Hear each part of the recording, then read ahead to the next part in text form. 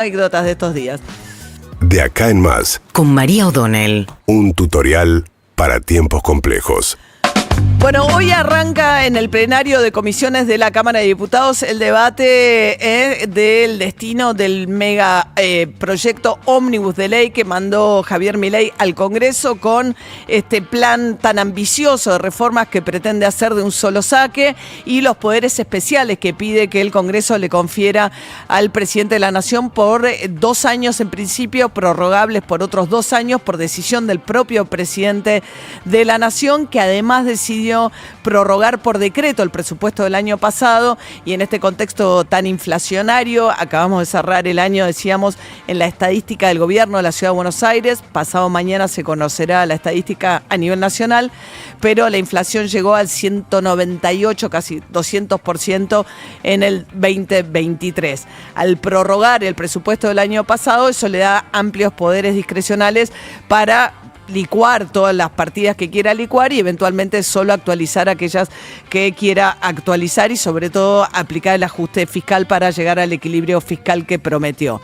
Pero dada la enorme ambición del proyecto de reformas que pretende hacer de un plumazo, la enorme cantidad de sectores, intereses que toca el proyecto de ley, muchos de los cuales además se ve que se hicieron con poca consulta a los sectores involucrados, como lo vimos por ejemplo con el caso de la pesca, cómo modificaba unas cuestiones que hacen a la ley de pesca y que afectaban fuertemente a provincias y localidades como Mar del Plata o la provincia de Chubut, que dependen muchísimo de esa actividad, y que, por ejemplo, quitaba la obligación de dar empleo nacional a las empresas internacionales que pescan en la costa argentina. Bueno, eso lo que mostraba también era el grado de improvisación con el cual, altamente ideológico, el criterio que se eligió para tocar un amplísimo pero menú de sectores económicos, despachante de aduana, agencia de turismo, para poner algunos ejemplos, más allá de todo lo que tiene que ver con la legislación laboral y los cuestionamientos que hay en la justicia.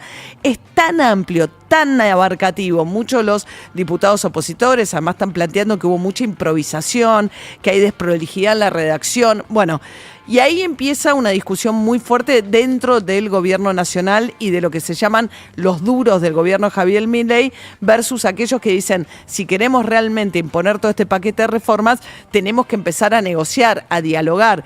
Y por negociación algunos entienden claudicar y dicen, no, es todo o es nada, que es la postura de Patricia Bullrich. Ese debate ya empezó dentro del gabinete, donde se configuró un gabinete donde vos tenés el sector de los más duros, al frente de Nicolás Pose, que es el jefe de gabinete, que es una figura de poquísima exhibición pública, pero de creciente poder dentro del gobierno de Javier Milei. Contaba el otro día Jorge Eliotti, un columnista muy, yo sigo mucho en el diario La Nación, que también uno de los poderes cada vez más grandes de Nicolás Pose deviene de los intereses muy acotados que tiene Javier Milei en ejercicio de la presidencia, que tienen que ver con los temas económicos, y que eso deja que una enorme cantidad de temas, y además de lo que tiene que ver con la rosca, la discusión política, queden totalmente fuera del radar del presidente.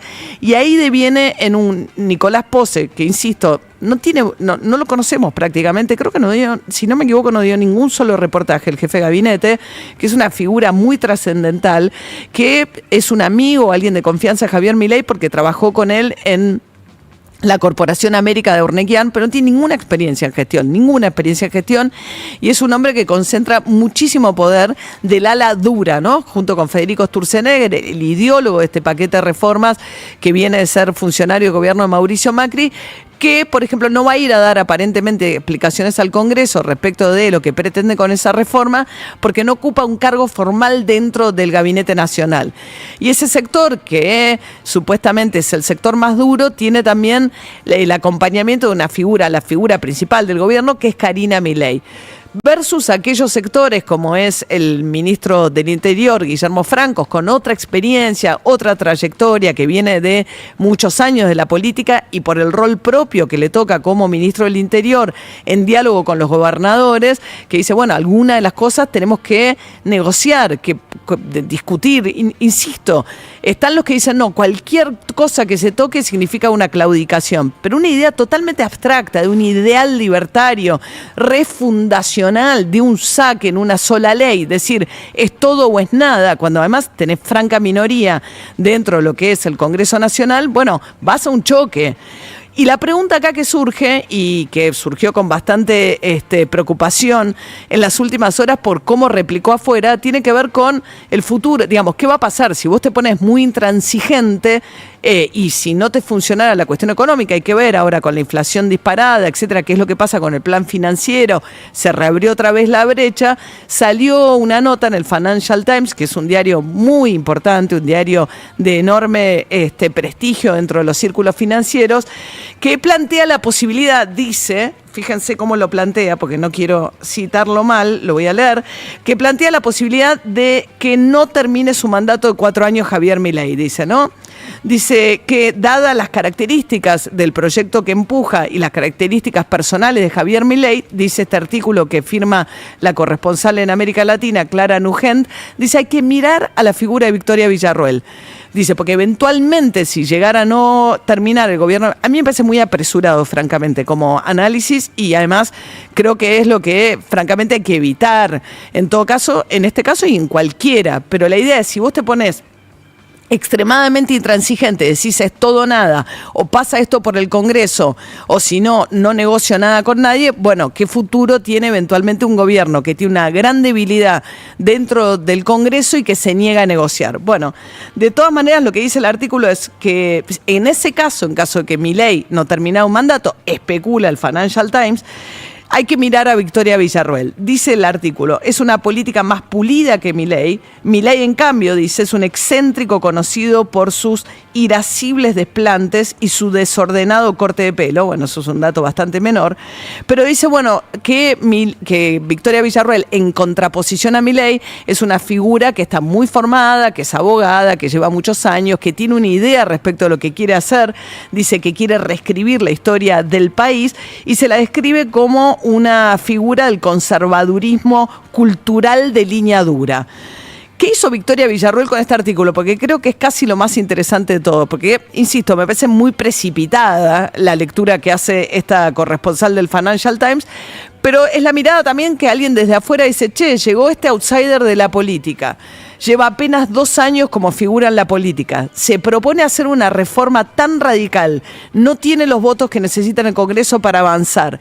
Tiene una situación de una herencia complejísima, una situación económica muy delicada que heredó. ¿Sabrá manejar una situación tan delicada alguien de las características de Javier Milei? ¿Y qué pasaría si el plan inmediatamente no le funciona? Bueno, entonces ella dice, miremos a Victoria Villarroel. ¿Qué hizo Victoria Villarroel? Que esto es lo más notable.